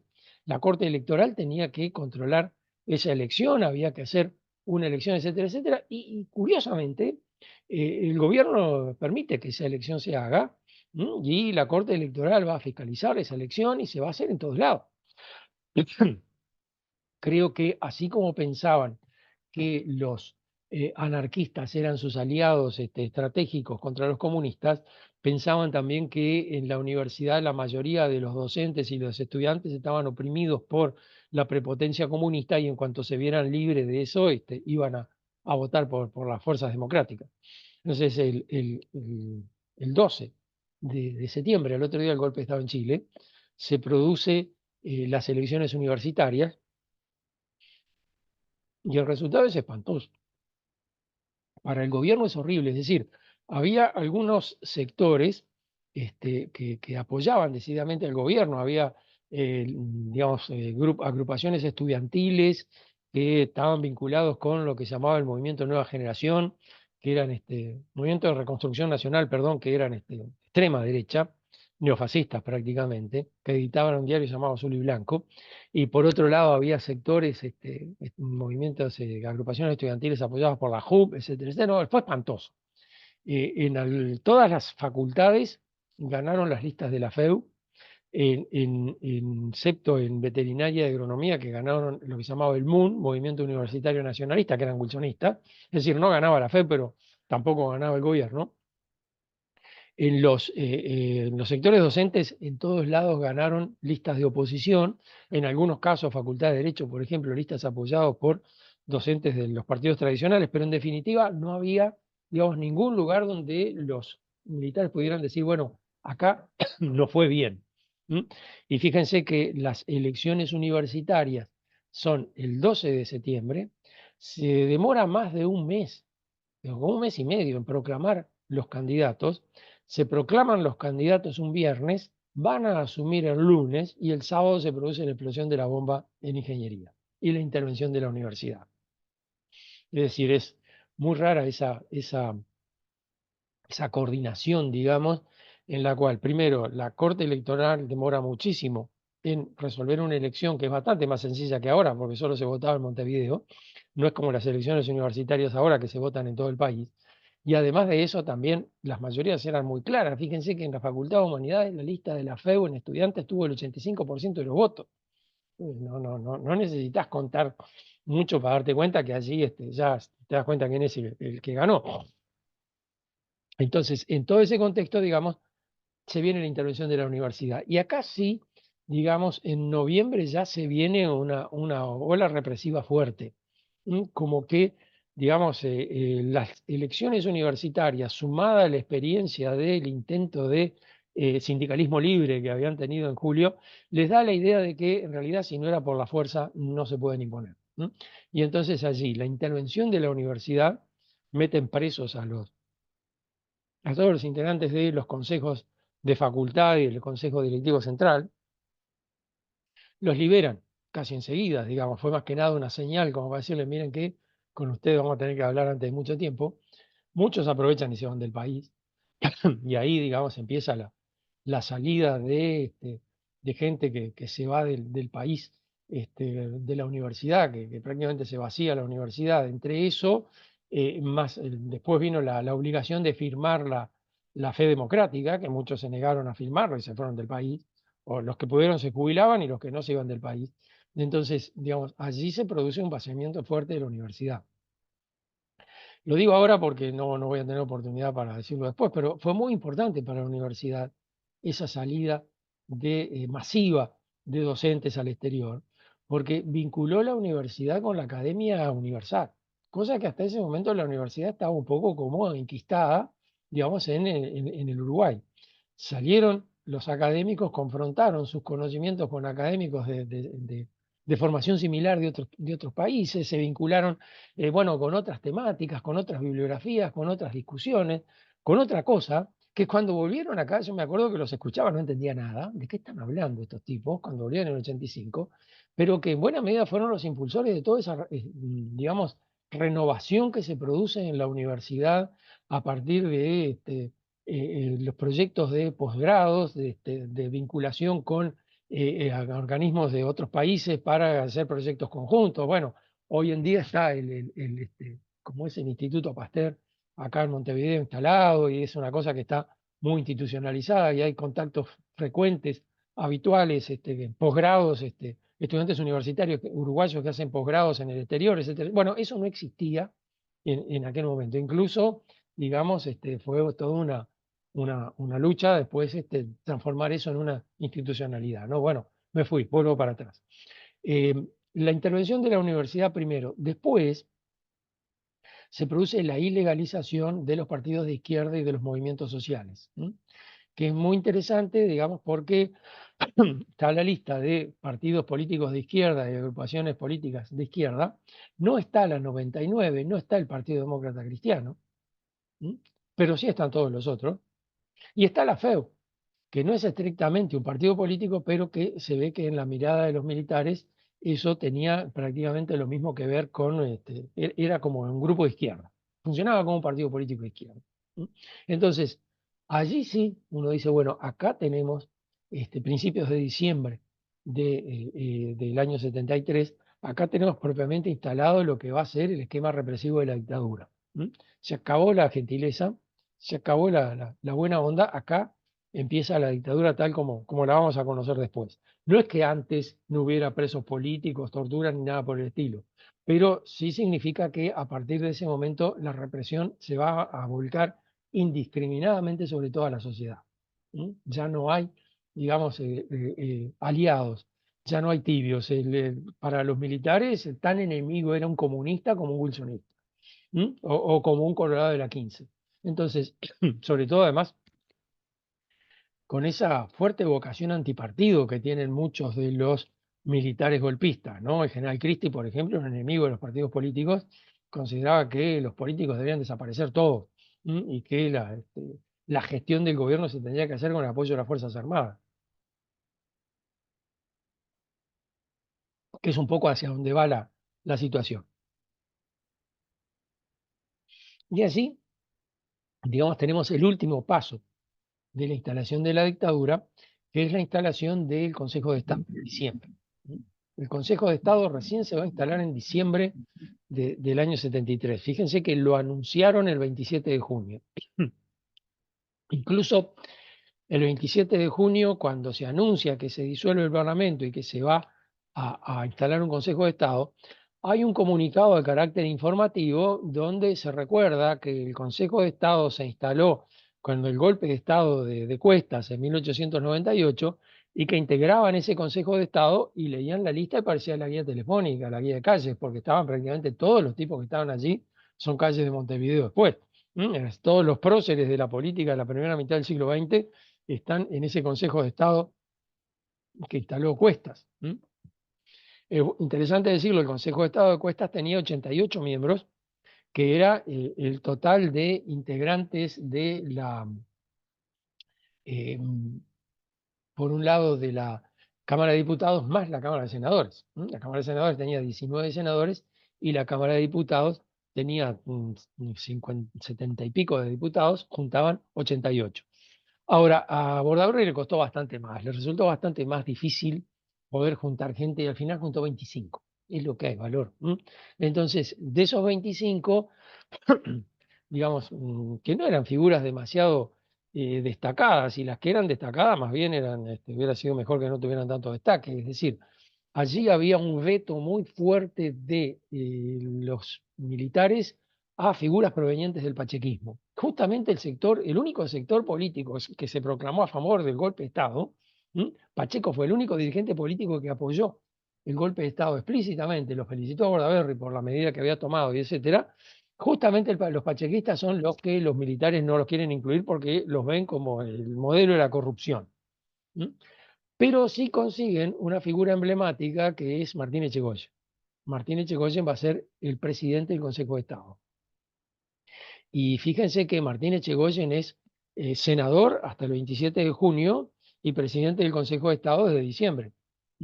Hay un problema con este golpe de Estado, que es un problema que costó bastante resolver, que es el problema siguiente. En definitiva, digamos, es muy difícil entender que se está viviendo en una dictadura porque se trató de un autogolpe. Bordaberry, presidente de la República, disolvió las cámaras. Y entonces, lo que generalmente se interpreta, se le llama en este país el gobierno. El gobierno es el poder ejecutivo. Estrictamente uno dice, bueno, el gobierno son los tres poderes, pará. No, no. Si uno escucha un informativo, por ejemplo, de televisión, las noticias del gobierno son las noticias del poder ejecutivo. Lo que hizo el presidente de la República, el Consejo de Ministros, ese tipo de cosas. Bueno, pero eso seguía estando. El gobierno era el mismo, no había cambiado el presidente. Sí había desaparecido el Parlamento, pero el Parlamento tiene mucha menos visibilidad y a esa altura del partido también tenía mucho menos prestigio. Si el Parlamento estaba fuertemente desprestigiado. No es, digamos, solo que los militares hacían una campaña contra los políticos en el Parlamento porque eran radicalmente antidemocráticos. No, nadie pensaba bien del Parlamento. Y los parlamentarios habían hecho mucho mérito para merecer eso. Entonces, digamos, si uno mira, dice, bueno, de hecho, el mismo presidente sigue gobernando. Fue el argumento además que utilizó el Departamento de Estado norteamericano para, digamos, no darse por enterado de que había habido un golpe de Estado. El Departamento de Estado dijo que no era necesario reconocer al nuevo gobierno porque era el mismo gobierno de antes, no había necesidad de un reconocimiento. Y ahí, digamos, todas las demás dictaduras militares del continente y los países con gobiernos de derecha se subieron al carro inmediatamente. Esa especie como de espejismo, digamos, que hace pensar como que la situación es la misma a pesar de que ha cambiado radicalmente, se ve un poco reforzada por el hecho de que Echegoyen, que era un legislador hasta el 27 de junio del 73, sigue siendo integrante del Consejo de Estado después. Ahora, interesante es que cuando se instala el Consejo de Estado, Bordaberry dice un discurso muy interesante donde proclama el comienzo de una revolución. Dice Bordaberry, somos protagonistas de una revolución. Estamos haciendo una revolución. Fíjense qué prestigio que tenía la palabra revolución, ¿no? Hoy en día no existe, desapareció del lenguaje, prácticamente está en el archivo de la palabra, metido en algún cajón. Pero en aquella época, proclamarse revolucionario era ponerse del lado del bien en la historia, porque en definitiva hacer la revolución, la inminencia de la revolución, lo que va a ocurrir con la revolución era la expectativa de todo el mundo. Bueno, Bordaberry se sube al carro y dice, vamos a hacer una revolución. Somos protagonistas de una revolución. Estamos revolucionando el país. Y entonces deja instalado en diciembre el Consejo de Estado. Y con esto se arma una estructura institucional que va a durar hasta junio de 1976. Fíjense que el golpe de Estado, el 27 de junio, mejor dicho, el golpe de Estado el 27 de junio no. En este golpe de Estado que se da por partes entre el 12 de febrero y diciembre, primero se crea el COSENA, que es una institución que no está prevista en la Constitución. Después, cuando se disuelve el Parlamento, se crea el Consejo de Estado, y el Consejo de Estado es otra institución que no está prevista en la Constitución, pero que allí arma una estructura institucional, una armadura institucional que va a ser, digamos, la que va a estar funcionando mientras gobierna Bordaberry. Se mantiene el Consejo de Ministros, por supuesto, se mantienen los mismos ministerios, no va a haber cambio allí, pero digamos está el COSENA, que es el órgano asesor, de hecho, más que asesor es el que toma las decisiones, y está el Consejo de Estado, que tiene una función supuestamente, digamos, como la que tiene el Poder Legislativo, con algunas limitaciones, pero que en los hechos el Consejo de Estado es absolutamente opaco, no hace nada. Lo único que hace es ratificar o refrendar las resoluciones del Poder Ejecutivo. No hay prácticamente, es interesante leer, están en internet, las actas del Consejo de Estado, porque uno las lee y los tipos hablan de cualquier pavada, digamos, son conscientes de que es inútil lo que están haciendo porque las decisiones no pasan por ahí. Pero a veces les da por darse dique y entonces empiezan a hablar de lo que se supone debe ser el gobierno y de lo que se supone deben ser las medidas que se toman y cosas por el estilo. En alguna oportunidad convocan a un ministro para que venga a dar explicación, el tipo no da pelota, nunca va. ¿Mm? Es decir, como que las atribuciones del Consejo de Estado son mínimas y así también las asumen los integrantes del Consejo de Estado. Están ahí de adorno. ¿Mm? Pero en concreto forman una estructura institucional que, ya les digo, se va a mantener mientras esté Bordaberry en el gobierno. Es decir, acá hay toda una etapa de la dictadura, después la clase próxima hablamos de eso con más detalle, pero acá hay toda una etapa de la dictadura que tiene justamente como característica que la figura principal es un civil, Bordaberry, que gobierna con estas herramientas que se crearon durante su mandato. Bordaberry se maneja bien con estas instituciones y eso también es otra cosa a tener presente. Y es que, digamos, hay que tener presente lo siguiente. Bordaberry no es un monigote en manos de los militares. Bordaberry es agente principal del golpe de Estado en junio del 73. Cuando le hacen estas entrevistas que les mencionaba hace un rato, que decía que habían inventado lo de la guerra interna porque tenía que hacer eludir determinadas limitaciones institucionales y jurídicas. En la misma entrevista, Bordaberry cuenta a Lesa que bueno, que en realidad era evidente que había que disolver el Parlamento, ya así no se podía seguir. Pero en realidad nadie se animaba del golpe, dice Bordaberry. Hablaba con los comandantes y los comandantes estaban dubitativos, hablaba con los ministros y los ministros decían, no, yo renuncio, a mí no me cuente, yo no tengo nada que ver. Y al final nadie quería tomar la decisión y al final yo le dije a Pacheco Seré, mira, vamos a hacer el decreto, hicimos el decreto, se lo poníamos delante a los ministros y decía, ¿usted lo firma? No, no lo firma, bueno, no importa.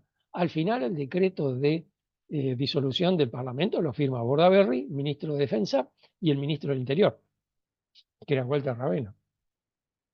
Perdón, ministro de Defensa era Walter Ravenna, ministro del Interior Volentini.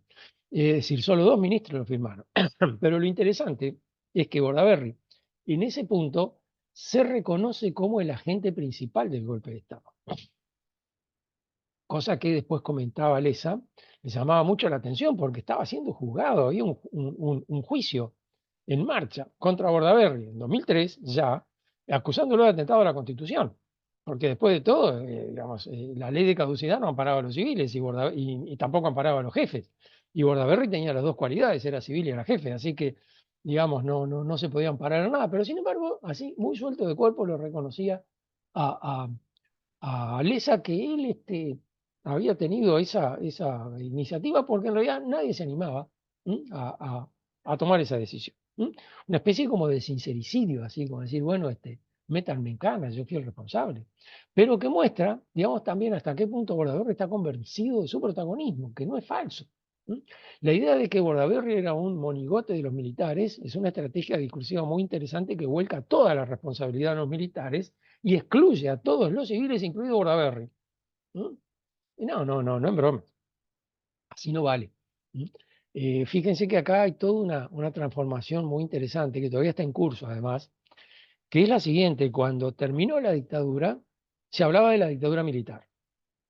La dictadura militar, la dictadura militar, la dictadura militar. Allá por mediados de los 90, estábamos armando una publicación en el CEIU que era sobre la dictadura, una cronología sobre la dictadura hasta el año 80, 73 al 80, y allí le pusimos por título no la dictadura militar, sino la dictadura cívico-militar, lo cual nos planteó un debate importante, digamos, entre los colegas, bueno, ¿por qué cívico-militar? Que yo qué sé cuánto, y ahí marcábamos el hecho de que no, también había civiles. Y en realidad buena parte de los agentes de la dictadura fueron civiles. Bordaberry, Juan Carlos Blanco, Bel Villegas, es decir, gente que nunca se puso un uniforme en su vida. Pero sin embargo habían tenido allí un protagonismo importante. Y además, como dice Vania Marcarián en una expresión que me causa mucha gracia, es la categoría nativa. Es decir, es como ellos se llamaban. Y las categorías nativas son interesantes. Baña las defiende mucho y a mí me parece una cosa valiosa porque después de todo es la autopercepción de la gente, tal como él se ve. Ahora, después, más recientemente, estudiando el grupo de las derechas, etcétera, Magdalena Broquetas propone un cambio a esto y propone llamarla dictadura civil-militar. Porque cívico-militar implica, digamos, la palabra cívico implica tiene un contexto ciudadano.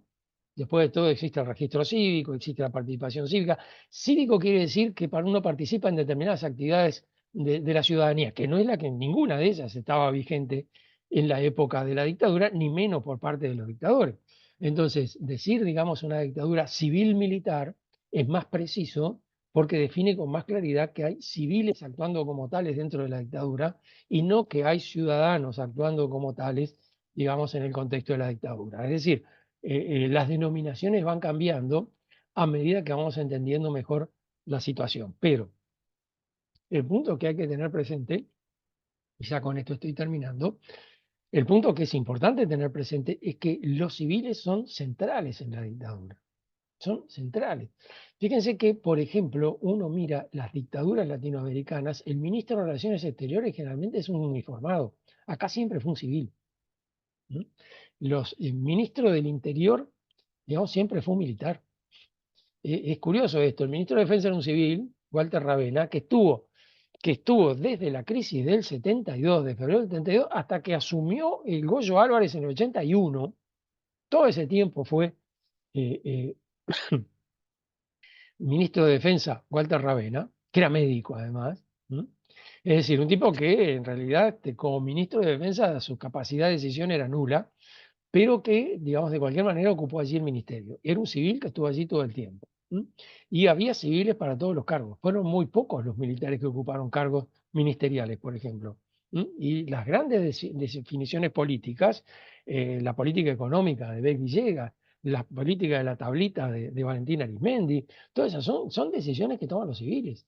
La defensa así a muerte que hacía el régimen, los cancilleres del régimen en el exterior, Juan Carlos Blanco, que era un cruzado del anticomunismo, se peleaba con todo el mundo. Cuando el gobierno norteamericano cambió de posición y después ganó Carter las elecciones, bueno, Juan Carlos, muchas gracias, ahora andate para tu casa porque ya no podés ser canciller de un gobierno latinoamericano y estarte peleando todo el tiempo con los Estados Unidos.